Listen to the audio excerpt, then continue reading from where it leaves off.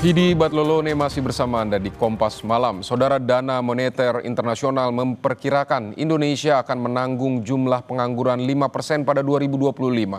Arah kebijakan pemerintah dinanti saat PHK makin marak dan sebagian orang masih sulit mencari kerja. Jurnalis Kompas TV, Tifal Solesa, hadir dalam ulasan Istana.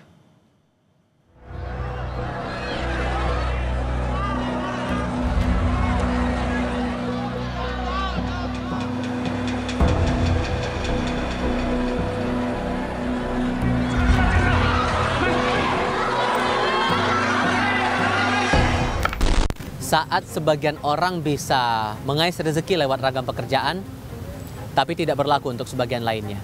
Ada yang sulit mendapatkan pekerjaan meski telah berjuang, ada pula yang tak beruntung mempertahankan kerja karena PHK.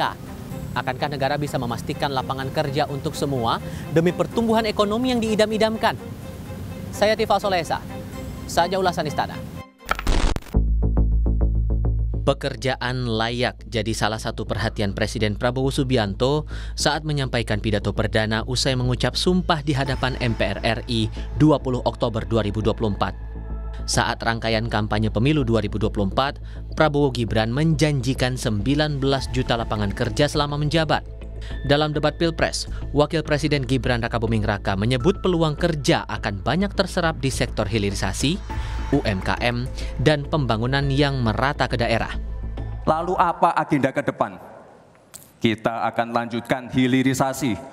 Bukan hanya hilirisasi tambang saja, tapi juga hilirisasi pertanian, hilirisasi perikanan, hilirisasi digital, dan lain-lain. Kita lanjutkan juga pemerataan pembangunan yang tidak lagi Jawa sentris. Kita genjot terus ekonomi kreatif dan juga UMKM. Kita punya 64 juta UMKM yang menyumbangkan 61% untuk PDB kita. Jika 4 langkah tadi bisa kita penuhi, insya Allah akan terbuka 19 juta lapangan pekerjaan. Kenyataannya, cari pekerjaan masih sulit meski pemerintah mendorong pembukaan bursa kerja atau job fair di banyak daerah. Angka pemutusan hubungan kerja di banyak sektor terus muncul dalam 7 bulan masa pemerintahan Kabinet Merah Putih. Badan Pusat Statistik mencatat per Februari 2025, angka pengangguran Indonesia sebesar 4,76%, setara 7,28 juta angkatan kerja. Meski persentase turun ketimbang periode Februari 2024, namun total jumlah penganggur naik tipis. Pada Februari 2024, terdapat 7,28 juta penganggur atau setara dengan tingkat pengangguran terbuka sebesar 4,76%. Angka ini lebih rendah jika dibandingkan Februari 2024 yang sebesar 4,82%. Penurunan tingkat pengangguran terbuka ini juga terjadi pada perempuan, sedangkan tingkat pengangguran terbuka laki-laki mengalami peningkatan sebesar 0,02% basis point. Penurunan tingkat pengangguran terbuka juga konsisten terjadi di wilayah perkotaan maupun pedesaan. Dalam rapat kerja dengan Komisi 9 DPR, Kementerian Ketenagakerjaan melaporkan hingga April 2025, pemutusan hubungan kerja mencapai 24.000 kasus lebih. Mayoritas tercatat di Jawa Tengah, Jakarta, dan Riau. 2024 naik 2023, ya. Kemudian saat ini sudah terdata itu adalah sekitar 24.000. Jadi sudah sepertiga, ya, sepertiga lebih dari, belum lebih ya, sepertiga dari tahun 2024. Ya, jadi kalau ada yang bertanya PHK year to year gabungannya itu saat ini dibandingkan tahun lalu memang meningkat.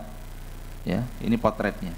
Dan 3 provinsi terbanyak PHK, Jawa Tengah, Jakarta, Riau, dan 3 sektor terbanyak itu adalah industri pengolahan, perdagangan besar dan eceran, dan aktivitas jasa lain. Dana Moneter Internasional IMF belum lama ini mengeluarkan proyeksi persentase pengangguran 2025 secara global. Indonesia disebut akan menginjak angka 5% pada tahun ini, bahkan diperkirakan meningkat 0,1% pada 2026 dan bertahan hingga 2028. Prediksi level pengangguran tahun ini membuat Indonesia menempati urutan kedua kawasan negara berkembang setelah Tiongkok. Pemerintah bereaksi atas proyeksi IMF. Menteri Ketenagakerjaan Yasirli menganggap prediksi itu sebagai peringatan. Proyeksi, prediksi itu boleh saja ya, itu menjadi sesuatu masukan, alarm buat kita. Tapi yang jelas yang kita lakukan sekarang adalah kita harus proaktif untuk orkestrasi setiap kementerian teknis, kemudian peluang-peluang lowongan pekerjaan itu di mana. Dan ini terus kita bahas dalam lingkup rapat koordinasi lintas kementerian, dan ini memang menjadi catatan kita. Kantor Komunikasi Kepresidenan menyebut pemerintah pernah mematahkan proyeksi IMF yang memprediksi pengangguran Indonesia 2024 lalu naik. Walau begitu, data akan menjadi masukan bagi pemerintah. Kalau menurut data dari BPS terbaru, angka pengangguran terbuka justru turun. Ya, bulan ini, sampai bulan ini justru angka pengangguran terbuka itu turun dari 4,8 ke 4,7, 4,82 ke 4,76. Itu artinya angka pengangguran, orang-orang yang benar-benar nganggur ini, itu turun. Angka pekerja penuh waktu, kayak kalian ini, pekerja penuh waktu itu naik. Angka pekerja penuh waktu itu naik dari 65,6 jadi 66,2, hampir 1%. Di mata peneliti ekonomi, proyeksi IMF bisa mencapai 5% atau lebih jika pemerintah tidak merealokasi APBN ke sektor-sektor yang terbukti memberi daya ungkit ekonomi, yakni pariwisata dan infrastruktur.